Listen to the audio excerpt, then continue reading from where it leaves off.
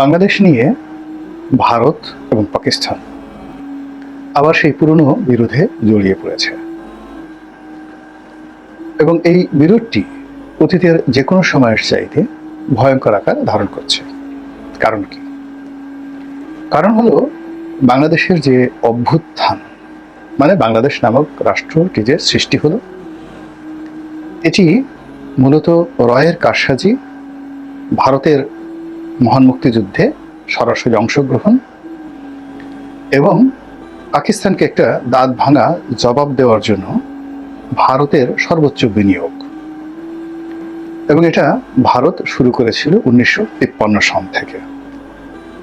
পাকিস্তানকে ভাঙার জন্য ভারতের যে চক্রান্ত, তাদের যে জলস্থলে অন্তরিক্ষে আক্রমণ, এবং সেই আক্রমণ করতে গিয়ে তারা এই বাংলাদেশে এমন সব ঘটনা ঘটিয়েছে সেই 53 সন থেকে একেবারে 1970 সন পর্যন্ত বা 71 সন পর্যন্ত, যেটি লোমহর্ষক, ভয়ে কাটা দেওয়ার মতো। তারা ওই সময়টাতে খুব দুর্বল ছিল। অর্থাৎ 1953-54 সনে যদি আপনি ভারতের অর্থনীতি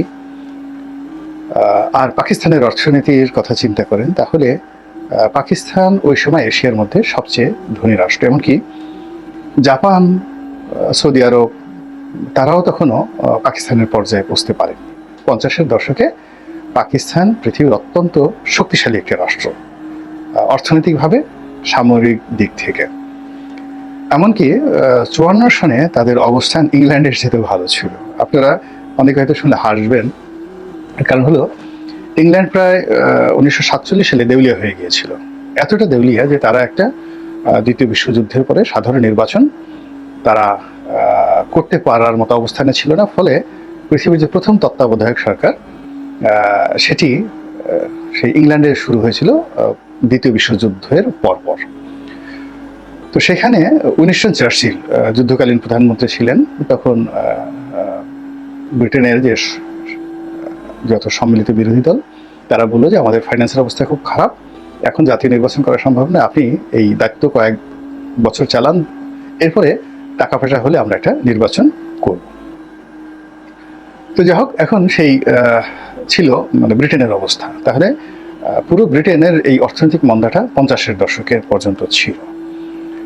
তো সেই সময়টাতে পাকিস্তান ব্রিটেনের চেয়ে ধনী ছিল। আমেরিকা তখন খুবই ধনী রাষ্ট্র, তখন সবেমাত্র হচ্ছে।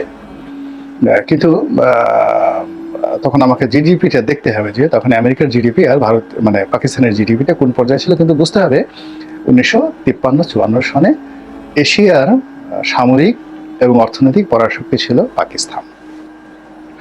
তো সেই পাকিস্তান রাষ্ট্রের তুলনায় ভারত, চীন, জাপান এই রাষ্ট্রগুলো ছিল একেবারে দরিদ্র, আর ভারত ছিল হতদরিদ্র, রীতিমতো হতদরিদ্র সব দিক থেকে।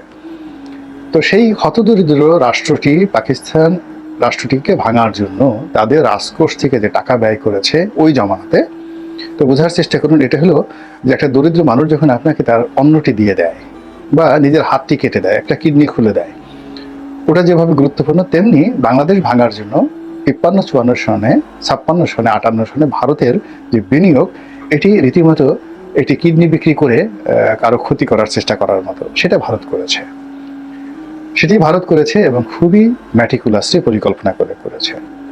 54 যুক্তফ্রন্ট নির্বাচন, আওয়ামী লীগ ভেঙে যাওয়া, তারপরে আওয়ামী লীগের মধ্যে দুটো গ্রুপ তৈরি করা, বঙ্গবন্ধু শেখ মুজিব ভার্সেস মাওলানা আব্দুল হামিদ খান ভাসানী, এই দুটো গ্রুপ করা, এবং সেখানে ইন্ডিয়ার দালাল হিসেবে পরিচিত হোসেন শহীদ সরওয়ার্দীকে বাংলাদেশে ঢুকিয়ে দেওয়া, ইন্ডিয়ার দালাল হিসেবে পরিচিত শেরে বাংলা একে ফজলুল হক, তাকে সরাসরি পাকিস্তান বলতো যে এরা সবাই ইন্ডিয়ার দালাল, তার মাধ্যমে একটি নির্বাচন করা।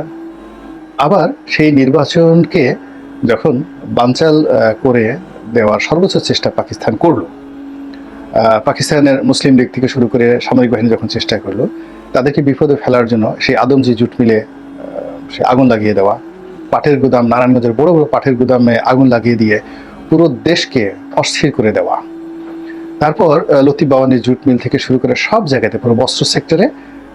যে একটার পর একটা আপনি দেখবেন যে 1956, 57, 58 সালের প্রথম দিকে খালি আগুন লাগে, প্রতিদিন আগুন লাগে, আর সব জায়গাতে শুধু শ্রমিক অসন্তোষ, মারামারি, যেটা এই সময়টাতে চলছে। এই পুরো কাজটি ভারতীয় গোয়েন্দা সংস্থা রয়ের নেতৃত্ব হয়েছে, এবং যার প্রেক্ষিতে সামরিক শাসন ছাড়া কোনো অবস্থাতেই পাকিস্তানের হাতে অন্য কোনো গত্যন্তর ছিল না। যাই হোক, সামরিক শাসন আসলো, এবং সামরিক শাসনের পুরো সময়টিতে আওয়ামী লীগের নেতাদেরকে বিভিন্নভাবে প্রলুব্ধ করা, তাদেরকে আশ্রয় দেওয়া, টাকা দেওয়া, পয়সা দেওয়া, এটা ভারত করেছে। এই যে এখন আওয়ামী লীগ তো প্রকাশ্যে স্বীকার করছে যে বাংলাদেশ তৈরি করার জন্য এবং পাকিস্তান ভাঙার জন্য, যেটা আগরতলা ষড়যন্ত্র মামলা, যেটা আগে কনস্পিরেসি বলা হতো, এখন সেটাকে আওয়ামী লীগই বলছে এটা ফ্যাক্ট। তারা এই দেশ স্বাধীনতার জন্য, এই দেশের সার্বভৌমত্বের জন্য, তারা পাকিস্তানকে ভেঙে টুকরো টুকরো করার জন্য তারা ভারতের সঙ্গে এই বৈঠক আগরতলাতে বসে করেছে। এটা এখন সবাই স্বীকার করছে।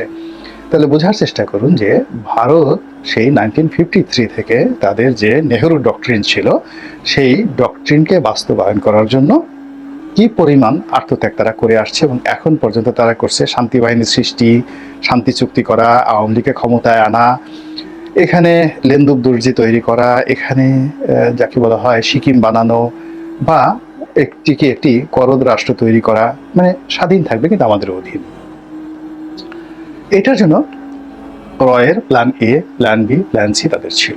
এক। 2 নম্বর হলো যে যখন বাংলাদেশকে তারা পেল পাকিস্তান, তারা এটাকে প্রথমে পাত্তা দেয়নি, এবং এখনো তারা পাত্তা দিচ্ছে না। এরা মনে করে যে এটা নেটিভ, এটা ছোট লোকের জাত, এদের রক্ত বেশি ভালো না। পাকিস্তানের যে অভিজাততন্ত্র, ফিউডাল সোসাইটি, তারা বাঙালিকে কখনোই ভাই হিসেবে কখনোই নেয়নি। কিন্তু পাকিস্তানের আমজনতা কিন্তু বাংলাদেশকে ভালোবাসে। এমনকি তাদের যে মিলিটারি, টিল নাও, এখন পর্যন্ত তারা এই হাভাতে বাঙালিকে শিক্ষা দেওয়ার জন্য ভীষণ রকমভাবে উদ্গ্রীব।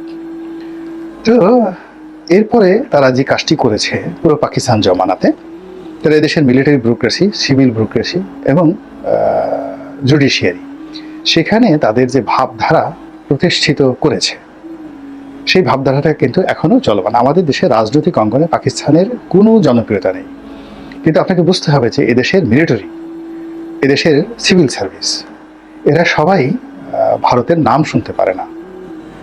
বহুত চেষ্টা করেছে, কিন্তু কোনো অবস্থাতেই জনপ্রিয় হতে পারেনি। প্রভাবশালী হয়েছে, অনেক কর্নেল, ব্রিগেডিয়ার, জেনারেলকে তারা কিনে নিয়েছে, কিন্তু সাধারণ সেনাবাহিনীর মধ্যে এখনও আইএসআই প্রীতি আছে, পাকিস্তান প্রীতি রয়েছে।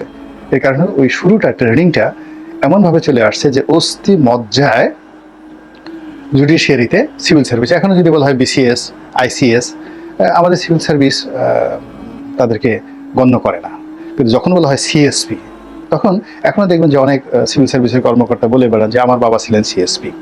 তারা even ICS, British civil service বলেন না, বা ইন্ডিয়ান সিভিল সার্ভিস তারা বলেন না।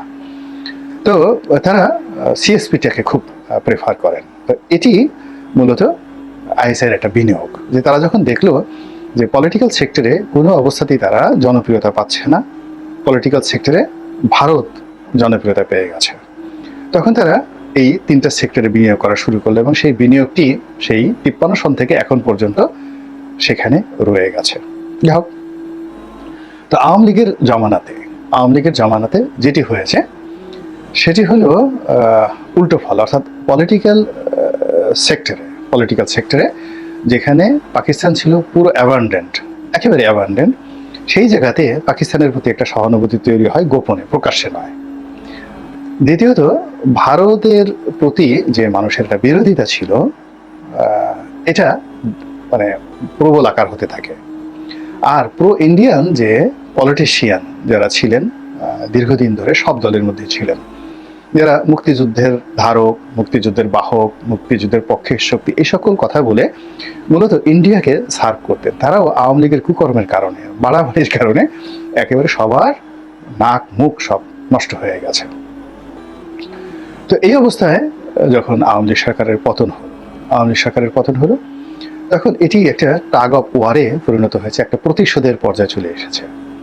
ভারত 53 সন থেকে যে ইনভেস্ট করেছে, তারা এটাকে মানে কোনো অবস্থাতেই এটি যাকে বলা হয় একেবারে মাঠে মারা যাক, এটা তারা চায় না। দ্বিতীয়ত, পাকিস্তান বিভিন্ন সময় ভারতের দ্বারা যে অপদস্থ হয়েছে, যেটিকে তারা ইস্টার্ন রিজন বলা হয়, মানে এদের পূর্বাঞ্চলীয় কমান্ড বলা হয়, ইস্টার্ন কমান্ড বলা হয় মিলিটারি ভাষায়। তো এই পূর্বাঞ্চলীয় যে কমান্ড, এই পূর্বাঞ্চলীয় কমান্ডে ভারতের জয় পরাজয় এবং পাকিস্তানের যে জয় পরাজয়, এই জয় পরাজয়টি আগস্ট বিপ্লবের পর এটি নতুন রূপ লাভ করেছে। এখন ভারত যেহেতু 71 সনে পাকিস্তান যেভাবে ভারতের হাতে থাপ্পড় খেয়েছিল, যে অপমান, লাঞ্ছনা গঞ্জনা তারা পেয়েছিল, ওই প্রতিশোধ নেওয়ার একটা মোক্ষম সময় এখন পাকিস্তান মনে করছে যে this is the right time, এখন এটা করা যায়। দ্বিতীয়ত, ভারত মনে করছেন যে পাকিস্তানের হাতে এখন যে মিলিটারি পাওয়ার আছে আর বাংলাদেশের এখন যে অর্থনৈতিক সক্ষমতা রয়েছে এবং মিলিটারি পাওয়ার রয়েছে, এই দুটো শক্তি যদি একত্র হয়ে যায়, যদি এখন বিশ্বের সুপার পাওয়ার, এখন মিলিটারি দিক থেকে, financially, economically, diplomatically Bharat super power সব দিক থেকে, সেই দিক থেকে 53-54 সনে যেটা পাকিস্তানের সব কিছু ফেভারে ছিল, তো সেই ফেভারেবল জায়গাতে অর্থনৈতিক অঙ্গনে তারা এখন খুবই দুর্বল অবস্থানে আছে, অনেকটা দেউলিয়াত্বের পর্যায়ে। দ্বিতীয়ত, তাদের যে রাজনৈতিক বিভেদ বিসংবাদ এখন মারাত্মক।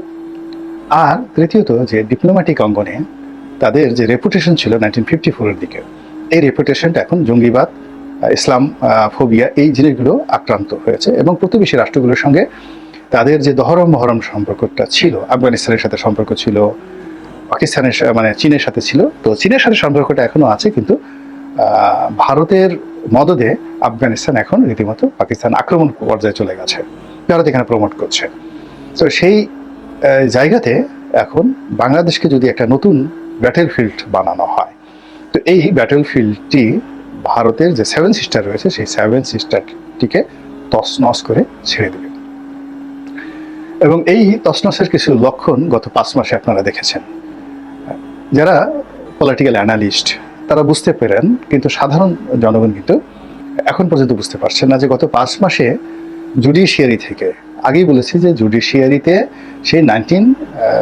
সেই 47 থেকে টিল নাও এখন পর্যন্ত এখানে যত মামলা রেফারেন্স যারা জুডিশিয়ারিতে আসেন, তারা পাকিস্তান জুডিশিয়ারিকে যতটা ফেভারেবল মনে করেন, ততটা এলাহাবাদ হাইকোর্ট, দিল্লি হাইকোর্ট কিংবা কলকাতা হাইকোর্টের রায়কে ওইভাবে মান্য করেন না। তো যেভাবে লাহোর হাইকোর্টের যে কোনো জুরিডিকশন বা পাকিস্তান সুপ্রিম কোর্টের যে কোনো বিচার কিংবা পাকিস্তানের বড় বড় যারা জুরিস্ট রয়েছেন তাদের বিষয়গুলো যেভাবে আমাদের বিচারাঙ্গনে অনুষ্ঠিত হয় সেভাবে হয় না। দ্বিতীয়ত, সিভিল সার্ভিসে আর মিলিটারি সার্ভিসে ভীষণ রকম জনপ্রিয়, যেখানে পাকিস্তান আর্মিকে তারা দেখতে পারে না। তো এই তিনটি আমলাতন্ত্র গত 5 মাসে এমন কিছু করেছে যেটি বুঝতে আপনাদের আরও কয়েক বছর সময় লাগবে, কিন্তু ভারত কিন্তু বুঝে গেছে। এবং এর ফলে কি হলো, ভারতের 7 সিস্টারে রীতিমতো অশান্তি শুরু হয়ে গেছে এবং সেই অশান্তির কারণে বাংলাদেশটাও কিন্তু অশান্ত হয়ে পড়েছে। এবং আমাদের দেশের আন্ডারওয়ার্ল্ডে এখন অনেক কিছু হচ্ছে, জেলখানার ভিতরে অনেক কিছু হচ্ছে, জেলের বাইরে অনেক কিছু হচ্ছে।